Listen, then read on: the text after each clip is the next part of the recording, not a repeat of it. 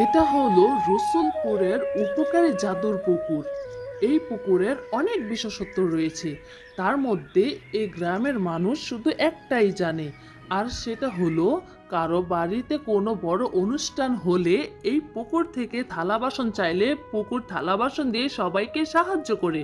কিন্তু শর্ত একটাই, গুনে গুনে পরিষ্কার করে সব থালা বাসন আবার ফিরিয়ে দিতে হয়। মা, মা, আমরা কোথায় যাচ্ছি মা? আমরা ওই উপকারী পুকুরে যাচ্ছি। উপকারী পুকুরে কেন যাচ্ছি মা? নুরি, কালকে তোর জন্মদিন, অনেক লোকজনকে খাওয়াতে হবে, এত থালা বাসন কোথায় পাবো? আজ যদি ওই পুকুরকে বলে আসে তাহলে কালকে গেলে দেখতে পাবো ওই জাদুর উপকারী পুকুর আমাদের জন্য থালা বাসন উঠিয়ে রেখে দিয়েছে। আচ্ছা মা, আমি যদি ওই পুকুরের কাছ থেকে অন্য কিছু চাই তাহলে কি ওই পুকুর আমাকে সেটা দিবে? খবরদার নুরি, ভুলেও এই কাজ করবি না। আর একা কখনোই ওই পুকুরের ধারে যাবি না। আমাদের প্রয়োজনে যে থালা বাসনগুলা পাই এটাই তো অনেক কিছু, তাই না রে? হ্যাঁ। হে উপকারী পুকুর, কাল আমাদের বাড়িতে একটা অনুষ্ঠান আছে, তাই আমার কিছু থালা বাসন দরকার। আজ বলে গেলাম, কাল সকালে এসে নিয়ে যাব, দয়া করে তুমি রেখে দিও। মা, মা, আমি কিছু চাই মা, প্লিজ। খবরদার নুরি, তোকে এক কথা বারবার বলতে ভালো লাগে না? বলছি না কোনো কিছু চাইবি না, চল এখান থেকে তাড়াতাড়ি বাড়ি যাই। আরে, কি খবর নুরির মা? ওইদিকে কোথায় গিয়েছিলে? দাদি, দাদি, আমরা ওই উপকারী পুকুরের কাছে গিয়েছিলাম। ও, বুঝতে পেরেছি। তো বাড়িতে কিসের অনুষ্ঠান? ও, আপনাকে তো বলাই হয়নি। কাল নুরির জন্মদিন, আপনার বাড়ির সবার দাওয়াত, আমাদের বাড়িতে গিয়ে খেয়ে আসবেন। ও, নুরির জন্মদিন আর আমরা যাব না? তা কি করে হয়? সময় হলে ঠিক চলে যাব। ঠিক আছে চাচি, তাহলে এবার আমরা যাই। আচ্ছা, আচ্ছা মা, যাও।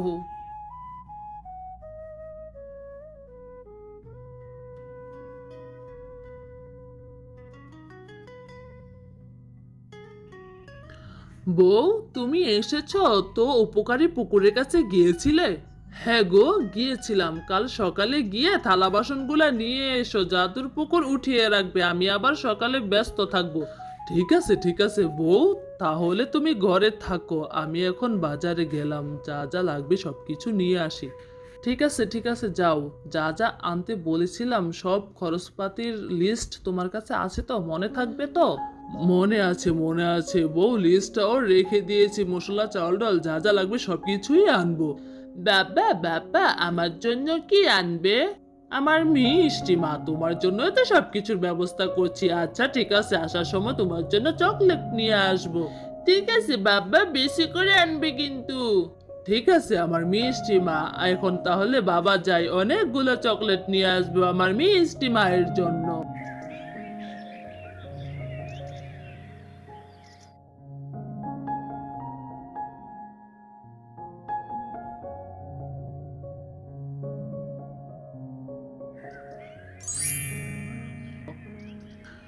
এই তো উপকারী পুকুর থালা বাসন উঠিয়ে রেখে দিয়েছে, অনেক ধন্যবাদ তোমাকে উপকারী পুকুর।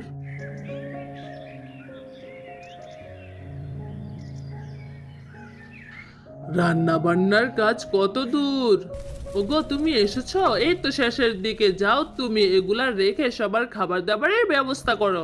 হ্যাঁ গো বউ, এক্ষুনি যাচ্ছি, সবকিছুর জোগাড় হয়ে গিয়েছে, এবার খেতে দিতে আর কোনো সমস্যা হবে না। এইভাবে গ্রামের সবাই উপকারী পুকুরের থালা বাসন দিয়ে তাদের মেহমানদের খেতে দেয়। খাওয়া দাওয়া শেষ হলে থালা বাসনগুলো পরিষ্কার করে আবার উপকারী পুকুরের কাছে রেখে আসে। একদিন পাশের গ্রামের লুলু নামে একজন ওই উপকারী পুকুরের কাছে থালা বাসন নেওয়ার জন্য আসে। হে উপকারী পুকুর, কাল আমার মেয়ের বিয়ে, আমি অনেক গরিব, তুমি যদি আমাকে কিছু থালা বাসন দিয়ে সাহায্য করতে তাহলে আমি অনেক খুশি হতাম। এ কি, তুমি পাশের গ্রামের লুলু না?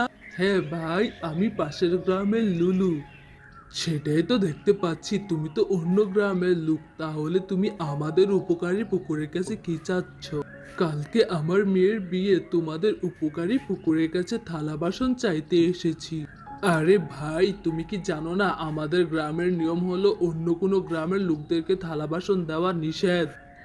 ভাই ভাই, আমি অনেক গরিব, সবার কাছ থেকে চেয়ে পুছে কিছু ব্যবস্থা করেছি, আরও কিছু থালা বাসনের প্রয়োজন, আমাকে দয়া করে ফিরিয়ে দিবেন না, আমি সত্যি বলছি সব ফিরিয়ে দিয়ে যাব। ঠিক আছে ঠিক আছে, যেহেতু তুমি গরিব সেজন্য কিছু বললাম না, তবে হ্যাঁ, থালা বাসনগুলো নিয়ে যাবে, ঠিক আছে, সবগুলো আবার গুনে গুনে দিয়ে যাবে, একটাও যেন কিছু না হয়, যদি কিছু হয় তোমার কিন্তু বড় ক্ষতি হবে, এই বলে দিলাম। আচ্ছা ঠিক আছে ঠিক আছে, এই উপকারী পুকুর যদি আমাকে থালা বাসন দেয়, আমি কথা দিলাম সব কিছু গুনে গুনে আবার দিয়ে যাব। ঠিক আছে, বলে যাও তাহলে, আমাদের উপকারী পুকুর কাউকে নিরাশ করে না, আজকে বলে যাও কালকে এসে পেয়ে যাবে। হে উপকারী পুকুর, আমাকে প্লেট বাসন দিও, আমি তাহলে আজকে গেলাম। হয়েছে হয়েছে, এবার যাও, কালকে সকালে এসেই দেখবে উপকারী পুকুর তোমার জন্য থালা বাসন উঠিয়ে রেখেছে, এবার তাহলে তুমি যেতে পারো। পরের দিন লালু এসে দেখে পুকুর পাড়ে তার জন্য অনেক থালা বাসন গুছানো রয়েছে। লালু খুশি হয়ে থালা বাসনগুলো নিয়ে চলে যায়। লালুর বাড়ি অনুষ্ঠান শেষ হলে লালু থালা বাসনগুলো গুনে গুনে দেখে সেখানে একটা থালা কম আছে। এ কি, এখানে একটা থালা কম আছে, থালাটা গেল কোথায়? কে জানে, বিয়ে বাড়িতে কত লোক আসে, হয়তো তাদের মধ্যে কেউ চুরি করে নিয়ে গেছে। চুরি করে